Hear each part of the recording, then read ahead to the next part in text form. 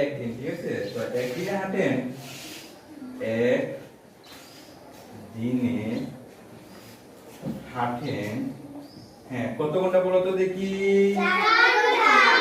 হ্যাঁ, একদিনে হাঁটেন 4 ঘন্টা। কত ঘন্টা? 4 ঘন্টা। হ্যাঁ, তাহলে কত দিন বলো তো দেখি? 7 দিন। সুতরাং 7 দিনে হাঁটলে তাহলে কম হবে না বেশি হবে? বেশি। বেশি। তাহলে কি করতে হবে? 7 ঘন্টা। তো 4 সাথে কত হবে বলো দেখি? 28 ঘন্টা। বুঝতে পারছো? উত্তর কত ঘন্টা বলো তো দেখি?